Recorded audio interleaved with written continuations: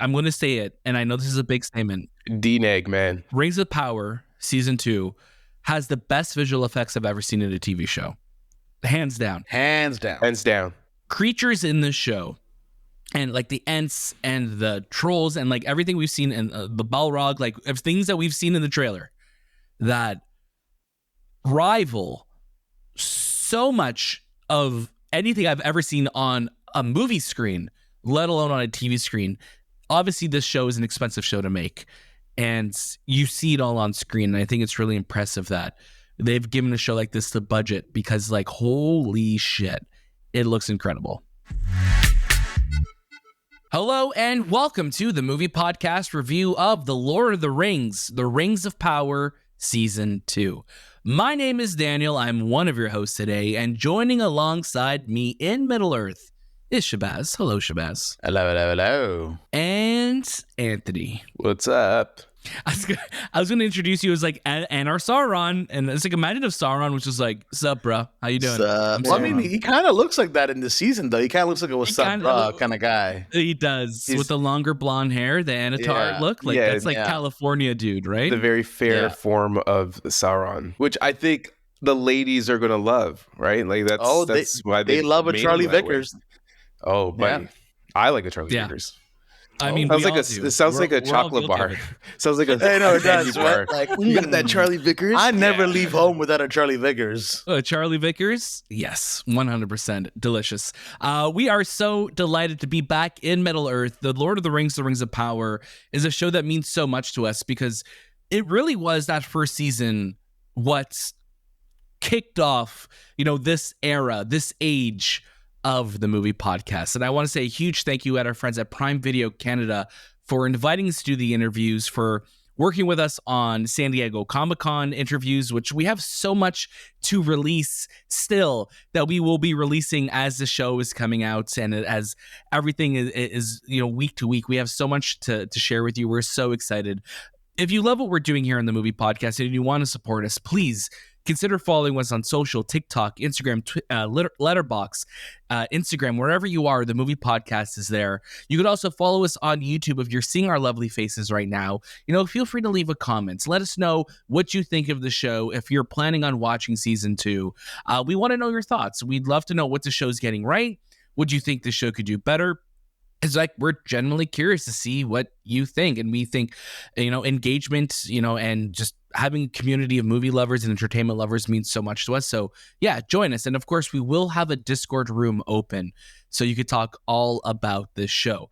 Now, the show we are talking about today, of course, like I said, is Lord of the Rings, The Rings of Power Season 2. The first 3 episodes will be debuting August 29th exclusively on Prime Video. And then following that will be a new episode every single week. Now, we will be talking mostly about the first 3 episodes in our first reaction. As this episode goes on, though, we have seen the entire series. We will be discussing a little bit more on different storylines and pairings, but we will not be spoiling anything, we promise. We'll be keeping this entirely spoiler-free. This will just be more of our general, feelings and emotions towards Season 2 of The Rings of Power. Now, we've been up to a lot of really cool stuff. We were at Fan Expo, we were at Comic-Con, we were at D23. Shay was in Greece, I think location scouting for Season 3. I was just trying to see where we can record our next episode. I was like, right, guys, we've been doing it at home remotely. What if we recorded it in Greece? Out of the budget, though. A little out of the budget, but let's see what the next couple years of the movie podcast bring. We'll see what makes the most sense for us. But before we get to our first reactions, I'd just love to know, and I think it's a good refresher for those listening, for those watching, how did we feel about Season 1? And Anthony, I'd love to start with you. Give us your overall thoughts on what Season 1 of The Rings of Power was for you. It was a lot of hype. There was a lot of hype for The Rings of Power because it was a show that's designed very similar around Peter Jackson's Lord of the Rings, and we're all fans of that. And going into it, everything like that we wanted from Lord of the Rings kind of was translated into a TV show, and you visually and technically, and the sound and everything that I remember of Lord of the Rings, it was captured in that show. But I felt that the story, as the episodes started to show up and you go through the weekly rigmarole of watching the show, it was just more of like I couldn't connect with what they were trying to tell for this first season. I think they needed to go a little bit bigger and harder. And at the end of it, I was kind of like, it was an all right season, but it wasn't the season that you wanted for a Lord of the Rings series. When you're talking about like going bigger, I think it really was episode 6 last season where we see Mount Doom and everything kind of just like come into be. I think that was one of the most impressive episodes of television I've ever seen out of any show. I'm like, the scale of that episode and what 6 and 7, like what those episodes brought last season was incredible. But you're right. I think especially in a show like this, there are so many different factions and groups and storylines. And, something that we were talking about even before we were recording is the fact that like so much of this is taking place over decades, and it's not something that you could just like, oh, this is all happening within a span of a week or 2 days. I'm like, no, these are things that are happening over decades of time, and like showing that sometimes could throw you off when you're watching it, or if you're fans of the books going like, well, this is taking a lot shorter than it did in the books, or things like that. And I think that's the biggest challenge when you're telling a story like Lord of the Rings, where you're having these hundreds and thousands of years in between events. You're trying to condense that into 8 episodes. But I really did enjoy the first season of the show, and especially just seeing the scale of they were able to pull off. I think still to this day, it is one of the best looking shows I've ever seen in my life, and what they're able to pull off with the CG and just real locations. And again, no shade to, Game of Thrones or House of Dragons, but, I've seen Game of Thrones, some episodes, not all of it. I've seen, the first few episodes of House of Dragons, and those shows feel very much like we're on sets, where Rings of Power always felt like we are in an environment. And it's really cool seeing that and how like real the show looks. But yeah, Shay, jump on in. First season, Rings of Power. Yeah, I mean, when we watched the first episode, we were also very lucky. Both times that we watched, the first episode was on a giant screen. Very true. The opening battle sequence just looked insane. It immediately took me back to watching the movies as a kid. And I love that first season. I think, yes, there are, there's some slow moments, of course, but I think that's kind of what I like about Tolkien's work, is that there's this emphasis on taking some time and building things. To a certain degree, I think sometimes maybe it can go for a bit too long, and we need a little bit more action here or there, or we need some, quickening of the pace, as they would say. But I really enjoyed, make haste. I really enjoyed that first season. I loved all the Mount Doom stuff. I love that reveal of Sauron. There was some really, really cool stuff that I think, when we were at Hall H with all the fans there, I was like, oh my God, this is so cool to be around people who are just absolutely loving this show, because the fans were hyped. Yeah. There's a huge fan base, and you sometimes forget that Lord of the Rings has this massive fan base, one from the books, 2 from the films, and we're getting a Lord of the Rings animated film later this year. So it's like, this is a huge fan base that has not had a lot to watch or to even read that's newer, that's as of late. So obviously people are ravenous trying to go consume the new series and the new show. So I'm really excited to see what the reaction is going to be to season 2. Let's get into it. The Lord of the Rings, The Rings of Power, like I said, is premiering August 29th with the first 3 episodes, new episodes weekly after that. And this is from showrunners JD Payne and Patrick McKay, who have been on our show 2 years ago at this point. It's wild to think that the first season was 2 years ago, but I get it. There's been strikes, and there's been pandemics, and there's been things in between that.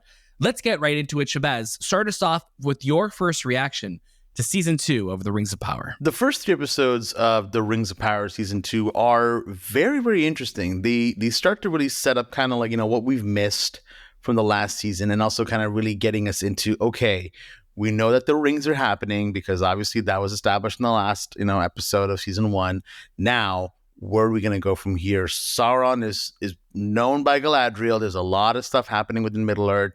Are we getting to that point? What's going on with Adar? There's so much that we have to kind of, dive into, because the way season 1 ends is everyone's now on their journey. It's kind of like Fellowship. We're all kind of going our separate ways. We're all kind of going to go do our own certain things. And what I loved so much about the first episode is you get to see the perspective of season 1 from the eyes of Sauron. You get to see kind of like what was happening with Charlie Vickers here. What was he doing? What was going on there? And I love that we're getting all this, behind the scenes looks, because I honestly didn't think that we would get to see from his perspective. I thought, yeah, it's obvious what happened. But the show doesn't want to just make Sauron the enemy. We all know he's a bad guy. We all know that he's going to really mess things up very soon.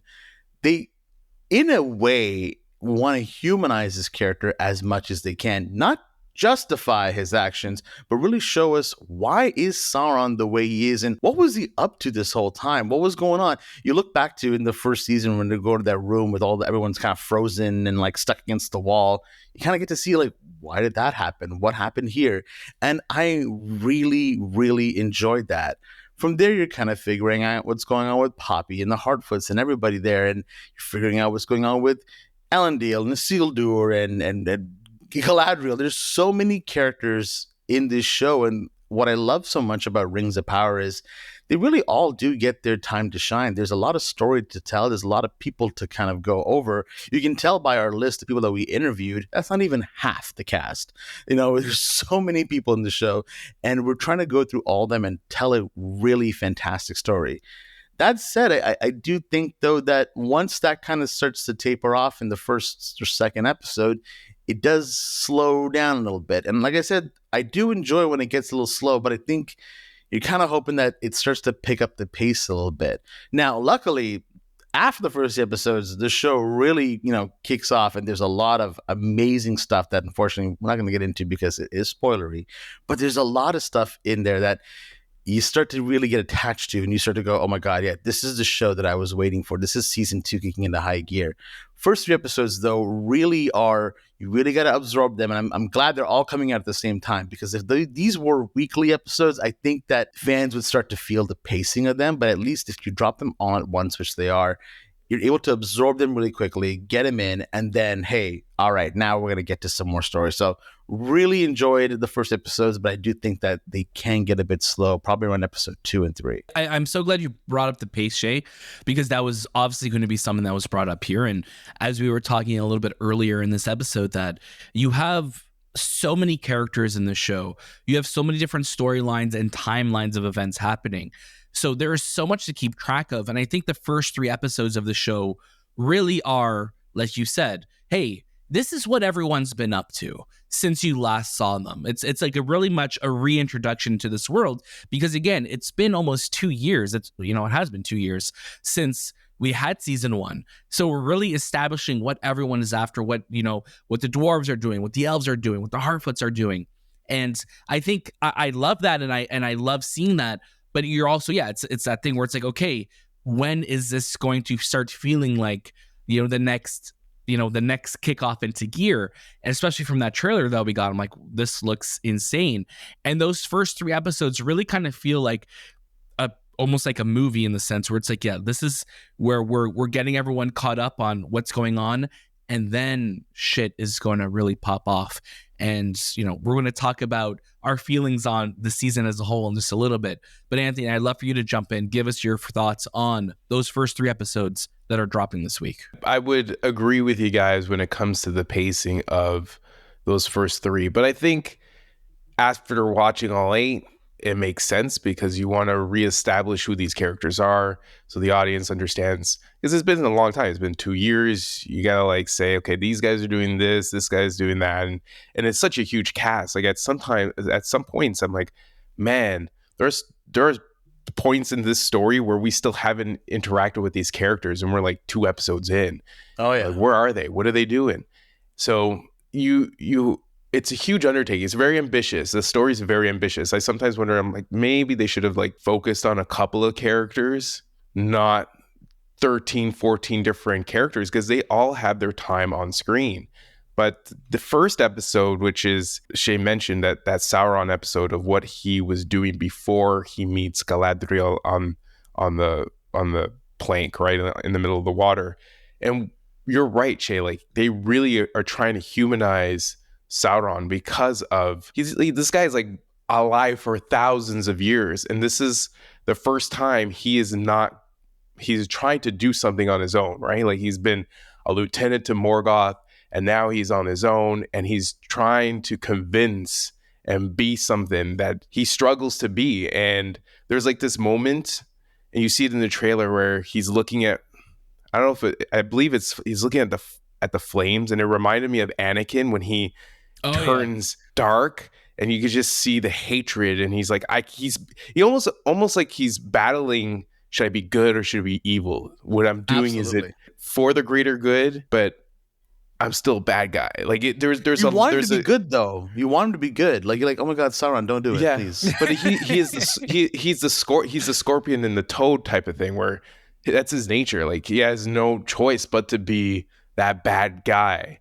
And you see it, like, you see what he gets up to this season. And I really enjoy how this series starts because of the juxtaposition of how the series ends. And it's really fitting for this whole season 2. But after the first 3 episodes, that's where it's like, wow. Like, you just be like, wow. And I'm glad that they get the first 3 out there, get everyone reestablished with what they're doing, and then start to introduce new characters, starting to introduce new environments, and just the storyline starts to pick up so much faster. We're taking thousands of years, not thousands of years, like hundreds of years of storytelling, probably amassing it into one season within a couple of months, we'll say. So it's a lot of things start to fast track as the episodes come out. Yeah, and something I love so much that this season does is that it gives us pairings that we really wanted to see last season.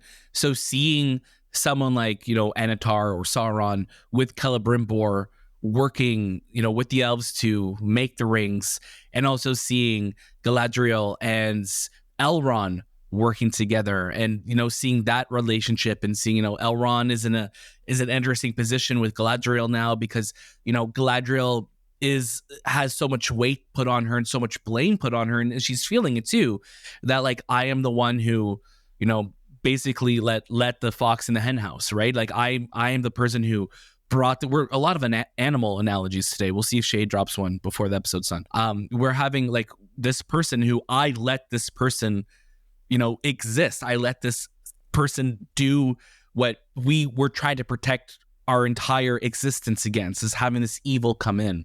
And I think Charlie Vickers plays Sauron so well, and plays Anatar so well. Also, like, does he not blink? Like, there's something so unsettling about him, that he has like this look all the time. Like, and I'm curious now, I'm like, every time I watch him, like, this guy like either barely blinks or does not blink, because it's so unsettling. I don't think he blinks. I think you're right. Right? I think like, you're right. I think there's there's a lot of characters that I remember when they want to show this dominance in movies and TV, they'll just not blink. It's almost as if blinking is for weak people. Yeah. Which is why I personally never blink. Eyes are dry. Old dry eyes, we call you. Old dry eyes. No, but like, when it's scary. When he becomes that fair form, you just, it becomes even scarier, because something, we'll say, so beautiful looking is so evil inside. Yeah. You're manipulating me into thinking you're a good person.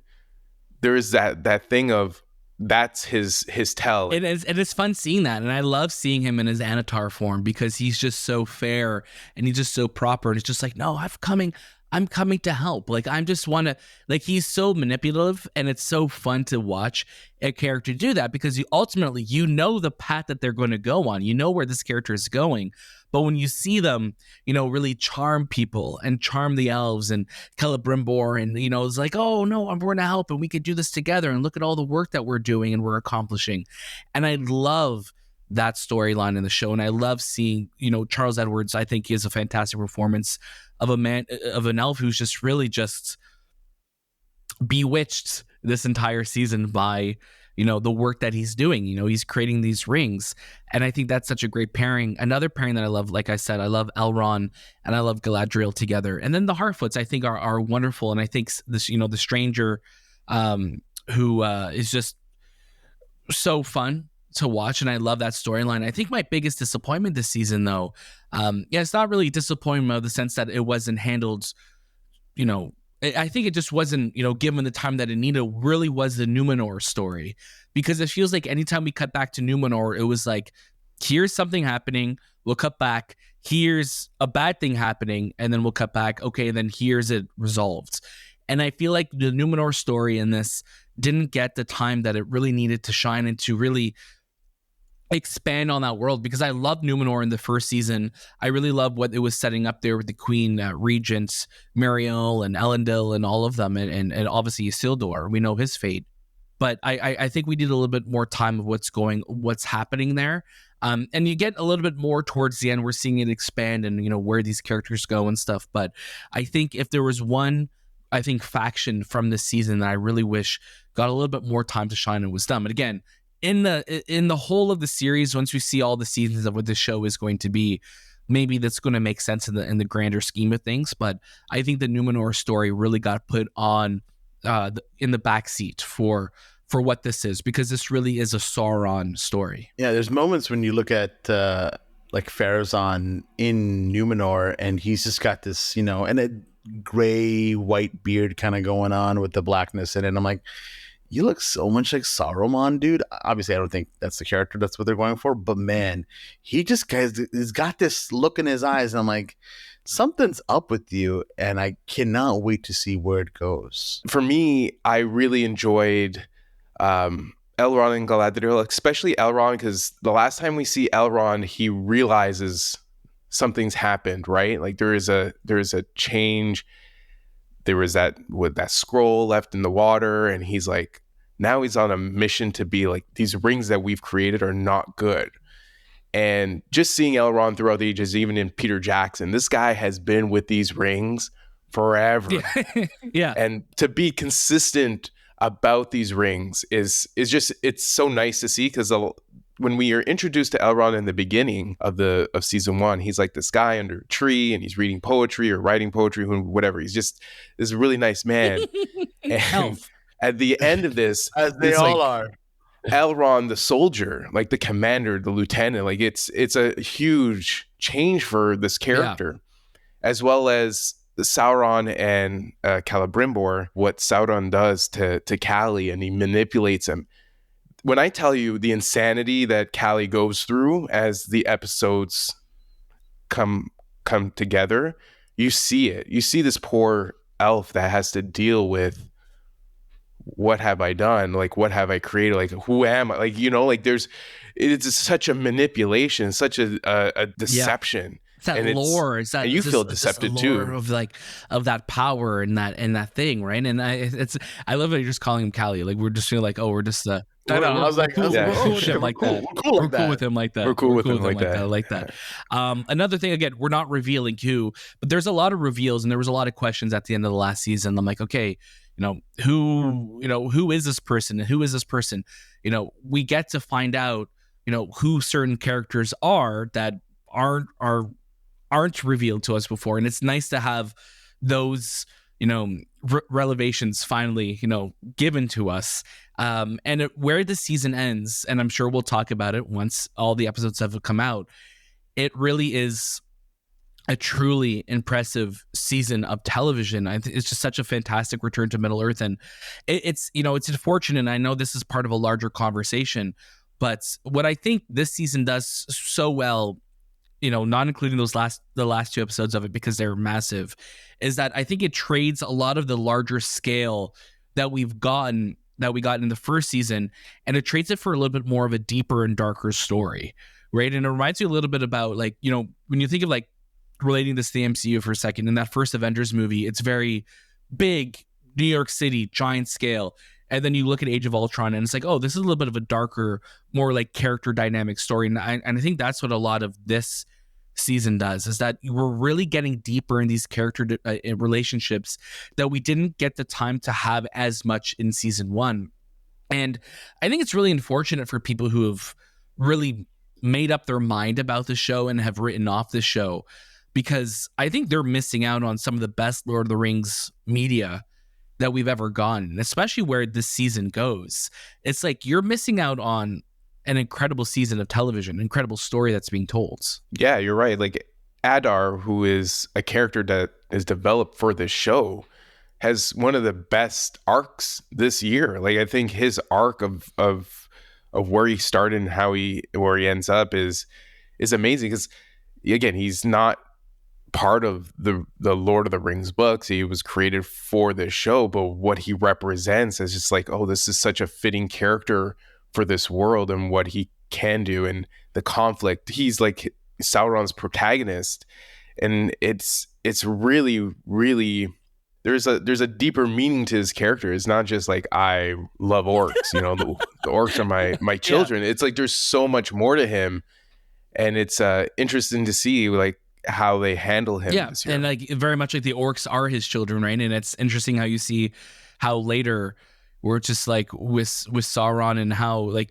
the world kind of looks at orcs. Like I'm like, man, like is this show making me feel bad for orcs, or maybe making me feel bad for the Orcai? Like what? No, but you don't. Those disgusting. I'm just kidding. But that's the thing. That's right? What they feel. So when you treat someone like that, when you treat somebody I'm like very anti-orc. I'm very anti-orc, man. Come on. I don't know. You guys are orc sympathizers over here. Hey, we got some orc sympathizers. I do want to say I support the orcs. Just kind of, wow. Back the blue. Back the orc. Back the orc. Let's talk a little bit about the technical side of the show. Bear McCreary, obviously coming and swinging. He's giving us some death metal score with some of these songs, but also just, again, it's another banger soundtrack. Absolutely incredible score. I'll just be sitting anywhere and just humming the na na na na na just all the time. It's wait so till the Tom Bombadil song, when it kicks in, you're just like, that's such a catchy song. There he is. You just want to keep singing and singing. Handing, also, another great character. Because all you think of Tom Bombadil is like this friggin' dude singing in the forest, right? Like that's all he's known for, is singing. But he has so much more. He becomes such a wise man that I think the stranger looks up to, and it just again reestablishes your perception of this character. He doesn't just sing. There's more to him. There's such a mysteriousness to him, and there is, right? Like you can go do the research of Tom Bombadil, but for the general audience, when you see him, or maybe you've heard of him, he's so different than what you think. Yeah, it's great. And Rory Kinnear is fantastic. He's such a great actor. Anytime he was on screen, like I felt like at peace. There's just weird, like which is weird because usually he makes me so stressed out in movies, Rory Kinnear. But like his performance, as Bombadil's like, oh, he just seems like such a cool guy. Like I just want to hang out with you. Like you're really fun. Visual effects, again, I'm going to say it, and I know this is a big statement. D-Neg, man. Rings of Power Season 2 has the best visual effects I've ever seen in a TV show. Hands down. Creatures in this show, and like the Ents and the trolls and like everything we've seen in the Balrog, like things that we've seen in the trailer that rival so much of anything I've ever seen on a movie screen, let alone on a TV screen. Obviously, this show is an expensive show to make, and you see it all on screen. And I think it's really impressive that they've given a show like this the budget, because like, holy shit, it looks incredible. Nothing looks or sounds like this. No disrespect to House of Dragon, Stranger Things, any of the Disney Plus shows, Last of Us. Call them out. Let's bring in all the fans. The visual effects for this show are wild. And you're just shocked that this is on a TV screen. Like the visual effects, sound design, score, production design, costume, makeup, everything is like best of the best of the best. And like just the costumes, I'm watching like the armor on Elrond, and you're just like, wow, like this is movie stuff. This is what we got with Peter Jackson's Lord of the Rings. But the sheer scale of production is massive. The show doesn't feel or look small, doesn't feel like it's on a set. Everything feels real. It's like you can touch it, you can feel it, and you when you see it, you have something special in front of you. Like the Battle of Eregion is massive. massive. Like, I was just thinking of Two Towers all the time while it was happening. Like, that's all I kept thinking about. Two Towers, Two Towers, Two Towers. And this is a TV series. It's a TV series. Wow. I want to give a shout out to the team behind this, the directors and the producers. So I'm just going to read off this little blurb here. The second season of Lord of the Rings of Power is produced by showrunners and executive producers J.D. Payne and Patrick McKay. Like I said, we shouted them out at the top of the show. They are lovely people. They are joined by executive producers Lindsay Weber, Callum Green, Justin Double, Jason Cahill, Jennifer Hutchison, along with co-executive producer and director Charlotte Brandstorm, producers Kate Hazel, Helen Shang, and co-producers Claire Buxton, Andrew Lee, Glenise Mullins, and Matthew Penry Davery. Additional season 2 directors include Shauna Homry and Luis Hooper. What an incredible team behind the scenes. Obviously, that is not including the millions, and we're not millions, hopefully not millions, the hundreds and thousands of people who worked on creating the show. You see every single detail of this. And again, inside baseball, inside Mordor here, that, we're seeing stuff that doesn't have final effects. Sometimes we're seeing things that coloring and lighting and sound is not fully done. And even then we're like, holy shit, this looks absolutely unreal. And we're in for a treat these next 8 weeks or 7 weeks watching this when it does come out on Prime Video in 4K, HDR, all of that. I cannot wait to watch the show. I'm going to watch the show week to week on Prime Video just to see it fully realized and seeing all the colors and everything that weren't there for us the first time we watched it. And even then, it just looked absolutely unreal. All right, these characters are phenomenal. The show is phenomenal. It's such a relief because you sometimes worry because we love the first season and it's like, okay, can that spark continue? Can they still keep that fire lit? And by God, they do. So I'm thankful for that. Let's get to our final recommendations of The Lord of the Rings of Power Season 2. Anthony, I'm going to get you to start us off. Season 2 is a triumph. It's a triumphant win for this series. I know the last season didn't fare well with viewership, but if you don't watch this season, you are missing out on some of the best storytelling TV series ever produced for our screens. Like, there is things that I just am shocked that we were able to witness at home, and the amount of work that went into making this story and the performances and the storytelling, it just fit. Like I said it to you, Dan. It's like, this is the most Lord of the Rings I've ever felt in a really long time. And the fans are, the die-hard fans who are already against it, and they're probably calling us, the shills of the ring, I think, right? Prime. Shills of the ring?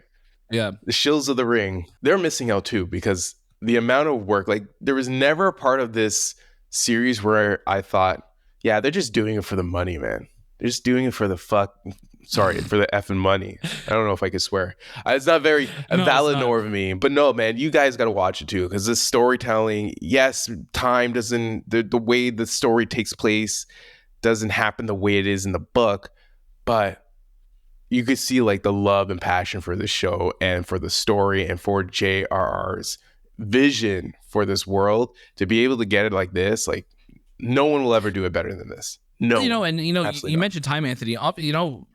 Peter Jackson as well too. I mean, the Peter Jackson Lord of the Rings trilogy is, a perfect trilogy of movies for me. I have posters of them around my home, but again, they also manipulate time a lot in those movies. Frodo's journey and all of that, like, that takes place a lot longer than what we see in those movies. So obviously you can't be telling stories over decades like that because, people age. You can't do that. But again, I think this show's doing something so right.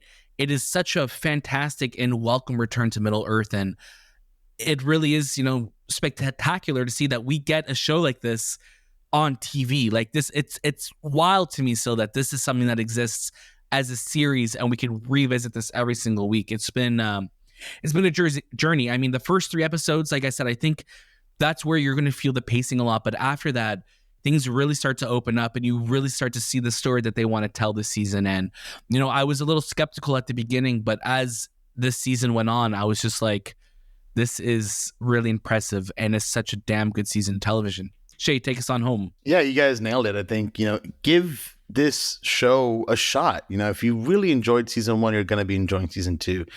If season 1 wasn't your bag, really try with this one. There's a lot here to love. There's a lot here that is so different from what you're seeing on TV today. I think a lot of, and I had this conversation with you guys recently, that a lot of TV nowadays is just sometimes like, oh, you watch it once and it's kind of like, I've got it. The Rings of Power invites multiple viewings because there's a lot of story, a lot of depth to take away from it. And it's a crime if you're not watching it totally. That was the movie podcast review of The Lord of the Rings of Power Season 2. Reminder, you could catch the first 3 episodes this week, August 29th, exclusively on Prime Video. And I want to say a huge thank you to our friends from Prime Video Canada for inviting us to watch these episodes, to do these interviews, and to work with them on some really cool stuff for this season. Make sure you're following the movie podcast on Instagram, Twitter, TikTok, and Letterboxd to see all of the incredible interviews and stuff that we have lined up for you. Our interviews are out now on YouTube. We're going to have lots of clips of them everywhere on social, so you don't want to miss those. We have lots more fun coming up here on the movie podcast. TIFF is upon us, and we just don't plan on sleeping anymore probably this year. We'll see how the rest of the year goes. That was this time with the movie podcast, and we'll see you next.